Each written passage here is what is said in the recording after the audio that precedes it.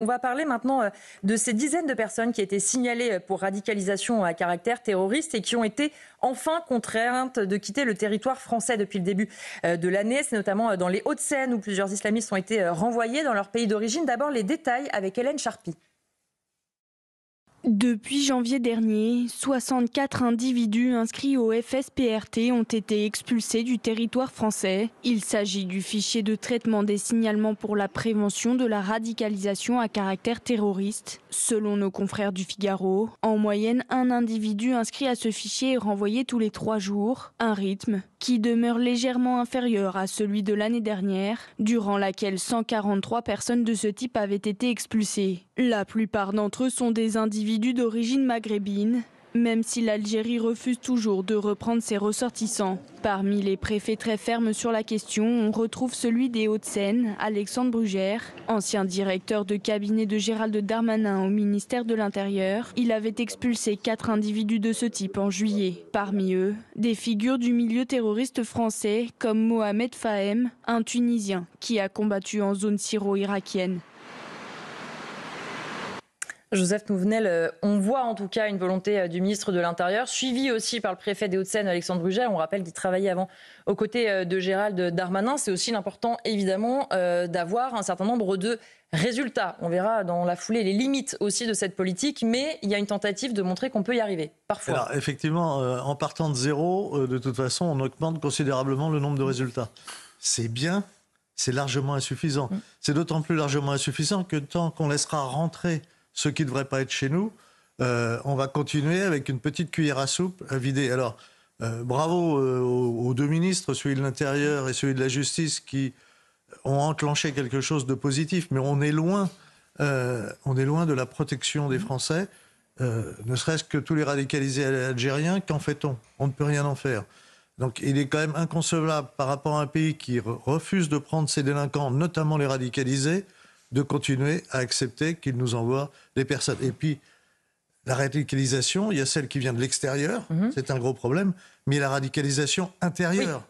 Oui. Et là, aujourd'hui, on ne la règle pas parce qu'on n'a pas le courage et peut-être pas les moyens de mettre les choses à plat. Cette radicalisation, elle gagne dans les quartiers.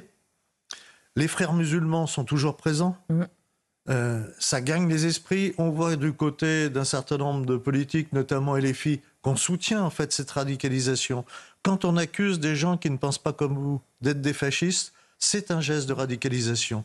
C'est-à-dire que on prend des idées, on les déforme, on veut faire tuer ceux qui les portent. Il n'y a pas de dialogue, il n'y a pas de démocratie. C'est de la radicalisation. Et cette radicalisation est très dangereuse parce qu'à terme, ça peut être l'explosion de notre pays. Et Judith Vintraud, on voit qu'effectivement, il y a un début de résultat. On va dire que pour l'instant, on est plutôt moins bien parti que sur l'année d'avant. Le problème, c'est que ce chiffre, pour l'instant, de 64 personnes expulsées, c'est mieux que rien. Mais pour reprendre l'expression de Joseph, on est un peu en train de vider la mer avec une petite cuillère. Oui, mais au moins on commence. Oui. L'endoctrinement ne se combat pas que par des mesures de police, mais il se combat aussi par des mesures de police. Il faut diminuer le nombre de diffuseurs de ce discours toxique et qui fonctionne auprès d'une partie de la population française. Mais il ne faut pas oublier le reste non plus. L'avantage de ces expulsions, c'est qu'elles ne créent pas des martyrs. La cause du trouble évacuée et les autorités ayant réussi à l'évacuer, on n'a pas ce résultat qui est absolument contre-productif d'un État impuissant avec des gens qui donnent l'impression de persécuter aux yeux de ceux qui partagent la même idéologie. Donc c'est vraiment la bonne méthode. Parce qu'il faut se méfier de ça. Ne pas faire des martyrs, que ça donne des idées à d'autres. Très bien, utiliser la loi très bien, mais ne pas déserter le terrain du discours.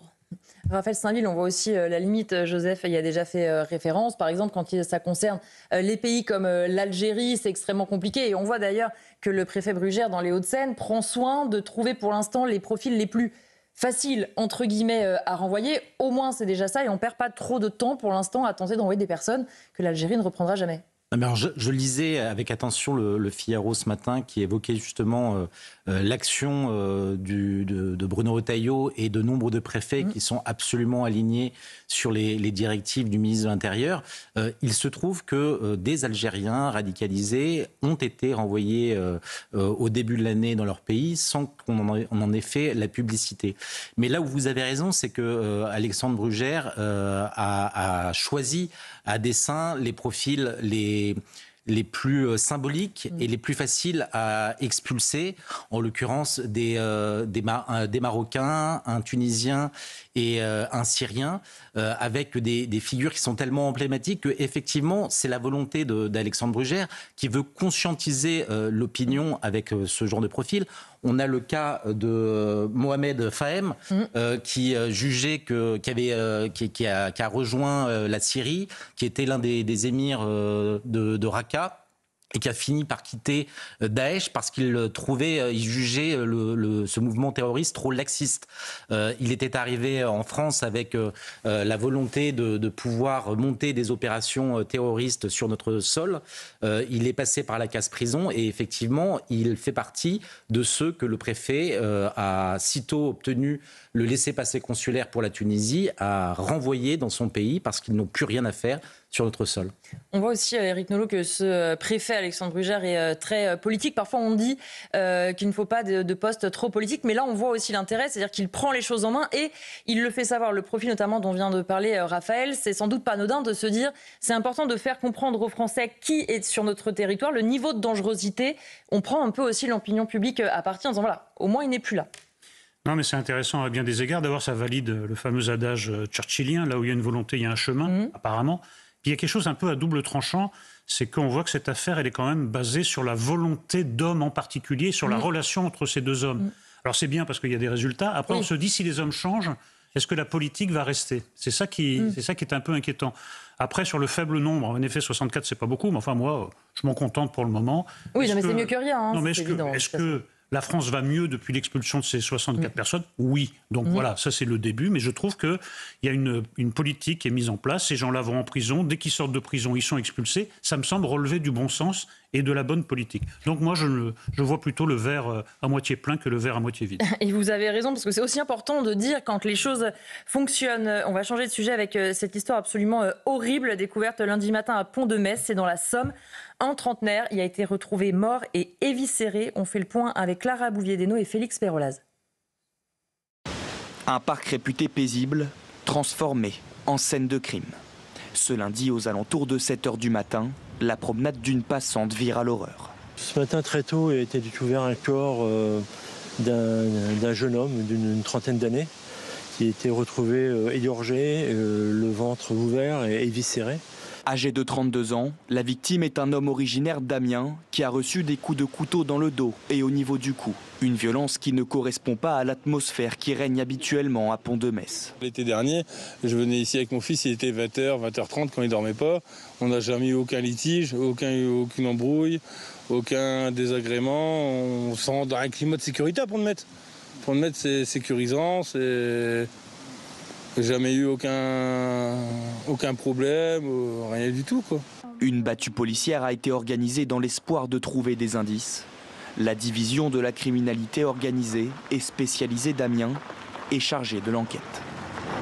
Au-delà du drame absolu, Joseph Tounel, ce qu'on peut noter, c'est cette extrême violence dans cette attaque. On voit de plus en plus, malheureusement, de cas de meurtre où il y a un acharnement total sur la victime. Alors, on peut y voir quand même un signe de folie. Oui. Et la folie, la France va mal. On est le premier pays au monde consommateur de tout ce qui est produit pour les problèmes psy. Donc c'est ça. Et à côté, on a une hyperviolence avec aussi des traitements psychiatriques. Alors je ne sais pas si c'est le cas exactement, mais je l'imagine facilement. On ne fait pas grand-chose. C'est-à-dire qu'il n'y a pas de service. Si vous allez voir les sans-abri, vous apercevez qu'il y a une grande partie des gens qui sont à la rue qui ont des problèmes psychiatriques graves. Alors, est-ce qu'ils sont à la rue parce qu'ils ont des problèmes psychiatriques ou est-ce qu'ils ont des problèmes psychiatriques à force d'être à la rue ? Ça, j'en sais rien. Mais il n'y a aucun traitement. Quelquefois, ils vont être pris, on ne sait pas trop quoi en faire. Alors, on va les mettre un petit peu en prison. On a un véritable problème grave, d'autant plus quand la drogue, le trafic de drogue explose. Derrière, ça génère aussi des problèmes psy. C'est pas anodin, hein. La consommation à haute dose de hash n'est pas anodin. Je parle même pas de l'héroïne, etc. Oui. Et donc, on a un vrai problème de suivi des personnes qui sont en délire. En un mot rapide là-dessus pour terminer, Judith, on a entendu le maire, mais il y avait un autre extrait aussi où il disait forcément, moi j'ai une population maintenant qui est extrêmement inquiète parce que c'est une petite commune. Il se dit entièrement disponible et il le fait savoir pour éventuellement rencontrer justement ses administrés. Mais c'est aussi une fois de plus dans une petite commune avec un maire qui nous dit je ne sais pas quoi faire, j'ai toute ma commune qui est inquiète, je ne sais pas quoi répondre. Pour l'instant, il y a une enquête qui est en cours, on ne sait pas ce que ça va donner. Oui, parce qu'il y a quand même un phénomène social à dimension non psychiatrique et qui n'est pas dû à la prise de substances illicites ou de médicaments, qui est que le rapport à la violence est en train de changer. Sondage après sondage, et notamment chez la frange la plus jeune de la population, les gens vous disent que oui, c'est normal quand on vous expose une idée qui vous heurte, qui vous choque, ou quand vous détestez quelqu'un, d'utiliser la violence. Le recours à la violence ne choque pas comme il choquait. C'est l'affaire Tegner. Exactement. Comme il y a non seulement ça ne choque pas, mais c'est en plus valorisé. Il y a une légitimation de la violence et ça, franchement, on ne luttera pas contre avec la psychiatrie. Oui, mais il y a le niveau, dans le cas d'espèce là, il y a quand même un niveau supérieur. Oui. L'éventration... Bon, voilà, c'est quand même... on en arrive à quelque chose... Comme on n'est pas le profil je pense que ce qui sidère aujourd'hui la population, notamment de ce petit village de 2500 habitants, c'est qu'à la fois, il y a l'horreur de l'éviscération, mais il y a également la mise en scène. Oui. Donc, s'il y a une mise en scène, c'est que c'est pensé, c'est que c'est peut-être un profil qui n'a pas agi sur un coup de tête, un coup de folie, mais bien davantage avec une visée de sidération et peut-être même de reproduction de cet acte. Dans les mises en scène, il y a quelque chose qu'on n'a pas évoqué, ça s'appelle le satanisme. Le satanisme est en train... Alors, est-ce que c'est le cas, j'en sais rien, mais le satanisme est en train de gagner. Voilà, on peut le mesurer notamment par les attaques des églises. Oui, mais derrière, il se passe autre chose. Un dernier mot, Éric, là-dessus. Oui, la folie, c'est possible, mais moi, je vois les choses autrement. La flèche du temps aller vers la civilisation, on voit que le mouvement s'est enrayé. Exactement. Il y a un mouvement de régression, on appelle ça l'ensauvagement, la décivilisation. Là, ce crime, c'est le retour vers les temps médiévaux ou Jack l'Éventreur, plus près de nous. En revanche, oui, là, il y a vraiment une question qui n'est jamais abordée dans cette chose, vous faites bien de la soulever, c'est la question du mal, avec un M majuscule, du satanisme, on peut l'appeler... comme ça, moi je trouve que ça devrait être pensé, parce que là c'est pas le meurtre en tant que tel, on sent bien que quelle que soit la motivation, c'est la mise en scène. Il a voulu vraiment faire l'image la plus choquante possible, commettre le crime le plus choquant possible. On quitte vraiment le fait divers pour entrer dans un domaine encore mal exploré. Excusez-moi. Dernier mot, Judith, vraiment. Les attaques des églises, en général, ne sont pas commises par des gens, par des sataniques, mais par des gens qui ont une conception islamiste. Il y a les islamistes de la société. Les calvaires qui sont coupés, voilà, généralement, c'est des petits groupes comme ça. Pour terminer, on va se poser une question que peut-être vous ne vous posez pas vous-même, mais que sont devenus les anciens macronistes et que pensent-ils aujourd'hui de la politique d'Emmanuel Macron? Ce sont nos confrères du Parisien qui leur ont posé la question. Un certain nombre d'anciens ministres ont été interrogés, Olivier Véran, Sibeth Ndiaye, Benjamin Griveaux. On va regarder certaines de leurs citations. Alors notamment Sibeth Ndiaye, l'ancienne porte-parole du gouvernement, qui dit « Certains combats d'aujourd'hui ne sont pas les miens. Je crois toujours au dépassement, mais mon cœur politique reste celui d'une femme de gauche. » Raphaël Saint-Vit, j'allais dire, et en même temps, ceux qui en parlent le mieux, ce sont ceux qui l'ont pratiqué. Elle a été ministre, elle a accepté ce dépassement et finalement, elle en tire le même enseignement qu'on a aujourd'hui, par exemple, avec un Bruno Retailleau ou autre, c'est qu'elle reste une femme de gauche et que finalement, le macronisme aujourd'hui ne lui convient plus. Oui, je pense que c'est très exactement ça qu'il faut relever de ce papier. C'est-à-dire que la promesse de dépassement du macronisme, dépassement politique, dépassement des clivages, en réalité n'était presque que de la communication ou n'était tenue que par une seule personne, en l'occurrence Emmanuel Macron. Le macronisme, ça a d'abord servi à remettre en selle un certain nombre d'élus socialistes dont les idées avaient été laminées dans les urnes et qui se sont remis en selle avec Emmanuel Macron. Mais on le voit notamment à l'aune d'une prochaine campagne présidentielle, on voit la réactivation de ces clivages. Si Sibeth Ndiaye aujourd'hui se dit en désaccord avec un certain nombre d'aspects de la politique d'Emmanuel Macron, notamment sur la loi asile-immigration qui a été votée, c'est précisément parce qu'elle est de gauche, de la même manière que l'on voit sur l'échiquier, sur le versant droit de la Macronie, d'autres personnes qui se détachent de la Macronie, justement, on regarde d'autres de prise de position sociétale. Donc il y a la réactivation des clivages, et il n'y avait qu'Emmanuel Macron pour croire à ce dépassement de la gauche et de la droite. Une autre citation de Marlène Schiappa, je lui donne la parole, Judith, qui dit la même chose. On se rappelle que Marlène Schiappa, très fidèle au président de la République, elle assure quand même ne pas soutenir l'entièreté des décisions des derniers gouvernements. Et c'est vrai que d'ailleurs, on voit bien que dans les gouvernements aujourd'hui, il ne reste plus beaucoup de grands fidèles d'Emmanuel Macron. Au fur et à mesure, ils sont tous partis. Certains continuent la politique à l'Assemblée et d'autres font totalement autre chose. Ouais, la tonalité générale des gens interviewés, c'est Emmanuel Macron s'est éloigné des idéaux de gauche qui nous avaient fait le rejoindre.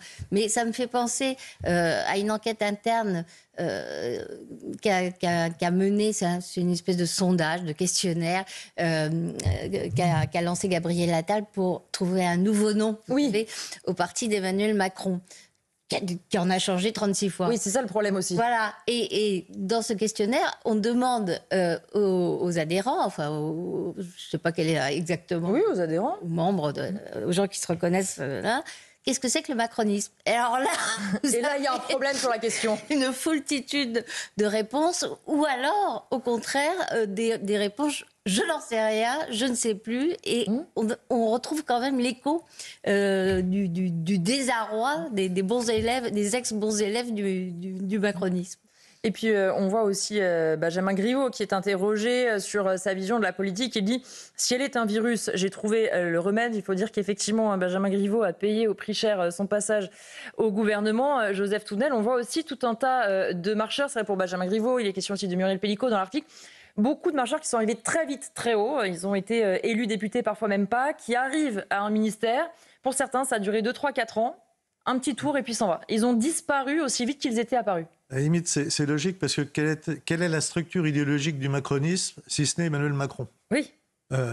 Du coup, il a eu le talent de rassembler des gens qui voulaient accéder au pouvoir, ce qui n'est pas négatif en soi, mais derrière, il n'y avait rien. Donc ça fait forcément des déçus, puisque chacun a sa petite ligne. Alors il y a ceux qui sont à gauche, ceux qui sont un peu plus à droite, ceux qui sont on ne sait pas où. Et donc, ça fait des déçus. Mais je voudrais quand même rassurer ceux qui nous écoutent, parce que j'ai noté certains ex-macronistes qui nous disaient c'est dur, c'est l'ancien député, c'est dur. Je n'imaginais pas ça aussi difficile. D'abord, c'est bien de se colter avec la réalité, comme le font tous les jours les Français. Ah oui. Et je vous rassure, un député macroniste, et il y a à peu près la même chose pour les ministres, c'est 4 353 € par mois d'indemnité, d'allocation d'assurance mutuelle, de retour à l'emploi des députés pendant 18 mois. C'est-à-dire que c'est quand même pas mal. Non, mais on ne va pas s'inquiéter tout de suite, Joseph. Voilà, je voudrais dire, les gars, les filles, vous coltez avec la réalité des Français qui, eux, n'ont pas 4 353. En fait, c'est 57% de leur allocation, comme le Français moyen. Mais le Français moyen, il a un salaire qui est un peu plus bas que celui d'un député. Donc, j'ai du mal à tirer des larmes. Évidemment, et cette dernière citation d'Olivier Véran, le macronisme de 2017, disruptif, humaniste et social-libéral, j'ai bien peur qu'il n'ait pas survécu au Macron du premier quinquennat. Alors oui, disruptif, humaniste, social-libéral, plein de mots qu'on aime bien. Mais Éric Nolot, finalement, il est presque d'accord avec Bruno Retailleau. Le macronisme est mort. Et là, c'est pas Bruno Retailleau qui le dit, c'est Olivier Véran. Il a porté la parole de ce gouvernement. Écoutez, c'est sans doute un tort de ma part, mais je ne suis pas bouleversé par les états d'âme de Marlène Schiappa, Sibeth Ndiaye et le but n'était pas de vous bouleverser, je vous rassure. J'observe que EM, ce sont les initiales d'Emmanuel Macron, d'En Marche et de ex-macronistes. C'est-à-dire que... Ah, c'est pas bête, il avait tout prévu. Il avait annoncé. Non seulement il l'avait annoncé, mais on avait perçu dès le début, mais on en prend seulement la pleine mesure aujourd'hui, c'est que Emmanuel Macron, c'est un aventurier de la politique en réalité. Donc il avait vocation à larguer tous ses compagnons de route parce qu'au fond, il n'y a pas de doctrine macroniste. Oui, il fallait être là pour lui. C'est lui, rester au pouvoir. Et là, il est déjà dans le coup d'après. Évidemment, le macronisme est mort, il se demande ce qu'il va faire. Il a déjà fait une croix sur son deuxième mandat. Donc, ou il faut qu'ils fassent parler d'eux, ou ils sont vraiment très naïfs, mais enfin, je ne sais pas ce qu'ils espéraient d'autre. Nous, on avait compris dès le début, c'est un peu inquiétant que nos élites soient à ce point aveugles sur leur propre destin. Oui, eux, ils ont peut-être cru un petit peu plus que certains autres. Et dernière citation d'Olivier Véran, il dit « Les idées, en revanche, ne meurent pas ». Mais ça rejoint ce que vous disiez, Judith. Quelles idées? Oui, c'est ça. J'allais vous dire, du coup, quelles idées ne sont pas mortes. Et bon courage à vous pour répondre. Non, mais effectivement, et on l'a vu d'ailleurs même dans un sondage qui n'était pas le sondage auquel vous faisiez référence, mais auprès des Français. Que représente le macronisme? Existe-t-il une colonne vertébrale macroniste? Les gens répondaient non, ils sont incapables de citer quelques valeurs importantes du macronisme. La foi en l'Europe, peut-être. Oui, le progressisme. L'idée que l'économie résout tout, que Emmanuel Macron prétend avoir abandonné, mais comme il fait rien pour régler les problèmes de sécurité de drogue, enfin il n'a rien fait jusqu'à ce que des ministres nommés sans qu'il l'ait vraiment désiré s'attaquent enfin au problème. On a l'impression que finalement il continue à croire que si on a du boulot, tout va. Mais ça serait peut-être plus facile de définir le macronisme si Macron lui-même ne changeait pas radicalement ça dépend tous de quelle les période 3 on parle. de position sur des sujets majeurs. Comment voulez-vous définir le macronisme? Regardez le ministère de l'Éducation nationale. Ah oui, alors là, bon courage, oui. Les titulaires ont incarné successivement des lignes contradictoires. Oui. Comment vous voulez définir quelque chose à partir de ce U et Adia, de cette contradiction permanente? C'est impossible. Vous avez raison de le souligner. Effectivement, ça va être l'heure, vous entendez.